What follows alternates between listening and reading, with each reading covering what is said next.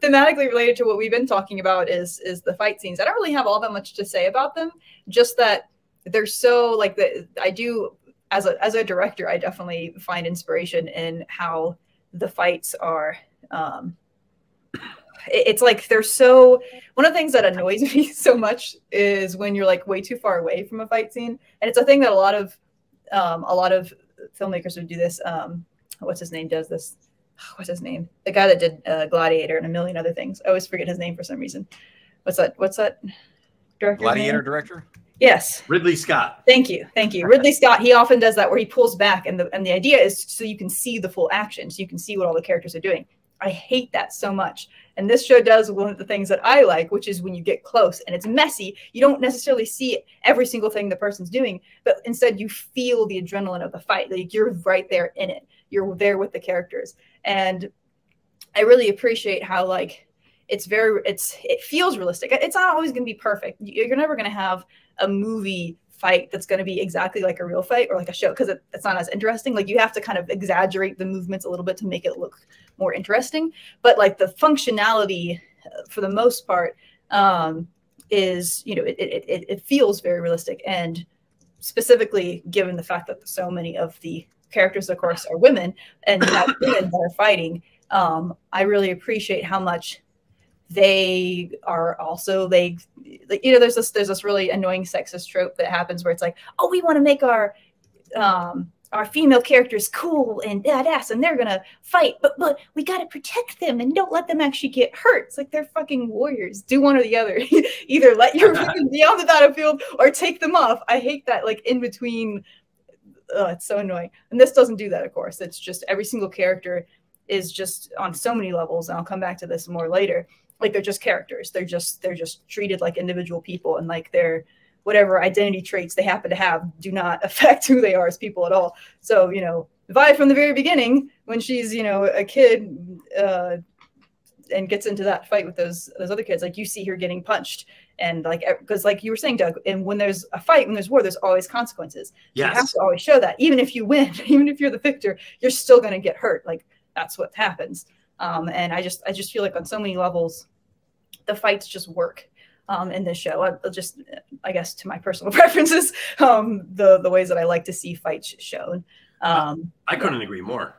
I just noticed another comment from Sable right before this one. You could bring that one up, actually. Oh, this one? Okay. Yes. I also really love how characters get tired really easily in fast scenes unless they're using magic. Most people cannot fight for very long before becoming exhausted. I noticed that too, especially in the first fight between Savika and Vi. Yeah. Like there was a moment where like, I mean, they're just going at, and there's a moment where you see Vi kind of like, she drops her fist for a moment, and she's kind of losing her posture, and then and she's still fighting, but she's fighting slower, and she starts like you know, punching her in the stomach instead, because that's all she can comfortably reach at the moment. But she still uses it. She's like, this is all I can do. I'm gonna use this. And yeah, like that was just all the details just feel so realistic. Yeah, real fights are fast, sloppy, right? And over quickly.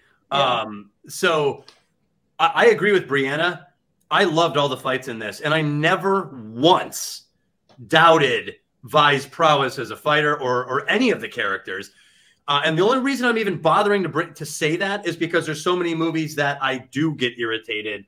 They don't do good fights. They have women throwing around guys twice their size. Like, I'm a small guy, and I've been in fights. You don't throw guys around that are twice your size. I'll tell you that. It makes no sense. It makes no sense. It doesn't make sense. And when you have a weight disadvantage and you're fighting somebody, it's tough. I mean, even moving them a little bit can be tough. They're just stronger. So this movie or this show, to echo some of what Brianna was saying, never did that. They always showed Vi taking and giving. And even when she won, she got her ass kicked, but she won that one. And guess what? That's how you win a fight. You get your ass kicked, but you win.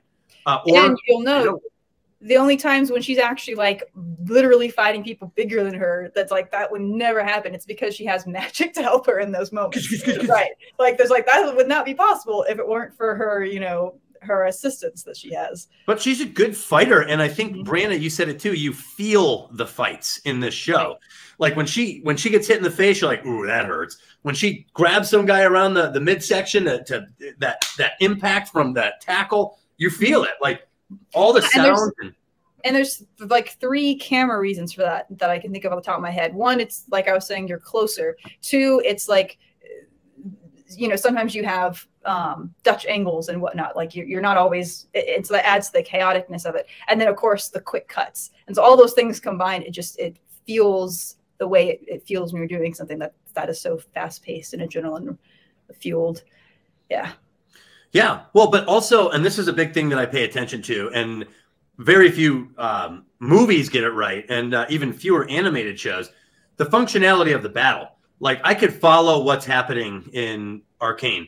Clone Wars did good at this with a lot of their lightsaber battles. That you could actually see how where the strikes came from, how the guy blocked it, or the man or the woman blocked it, whatever.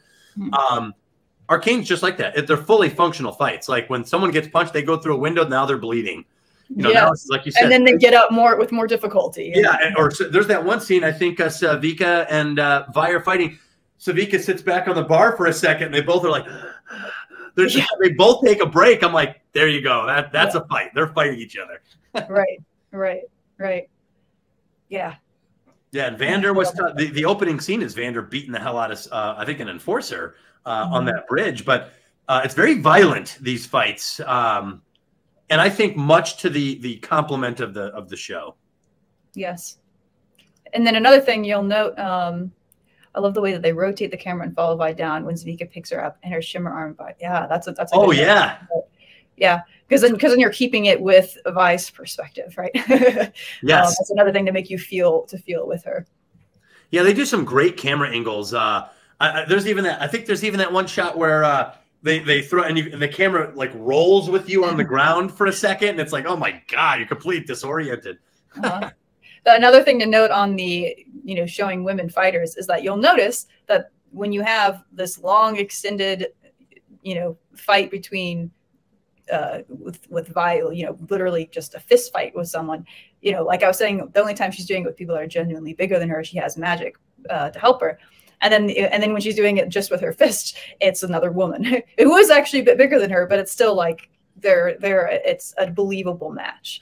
Well, but all the she wouldn't go against like a full like tall. I mean, I could imagine her wanting to, but I don't think she'd be that stupid. Certainly all of it is earned. You see Vi practicing on that boxing machine, like, and she's getting hit. Her hands are bleeding. Like even while she's practicing, she's getting her ass kicked. Yeah, Savika is a physical woman. Like I wouldn't want to fight her. Like she looks like she could handle herself. She looks physically strong, and she's got some weight to her. When she throws punches, like she stays in close, and it's all believable, it's all earned, and as a result, nothing about the experience of watching the show is disrupted. I'm fully vested throughout the entire thing, and that's something Hollywood has lost. They take me out of scenes all the time, and it's hard to get invested in their story. Yeah, they give you shit, and you're supposed to like eat it and pretend like they just gave you a cake. It's like how I feel. No. It's like, here's your nice, strong female character. So it's like, well, I always know they're on the wrong foot when they're like, this is anchored by strong female. I'm like, okay. Oh no. You don't say like, this is a story about a strong man. It's like, okay, even it tells me nothing. So who's Vi? And that's what this story does. They focus on Vi. If she's going to be fighting people in the show, they show you she's a fighter. They show you she practices. When she gets into fights, it's grueling and tough, and she takes her lumps. And when she wins, it's barely, which is usually how it is in a fight. So I love it. I was at no point was I taken out from the fighting in this. In fact, I would say I was more vested, and the story elevated because the fight scenes were so awesome. Of course, there is a lot of action and fighting and violence that we were talking about. And as far as I remember, when that happens, it's significant. And I was contrasting that with our discussion, Doug, of Ahsoka, where there can be a lot of fights that come down that'll be very flashy with lightsabers and all of that.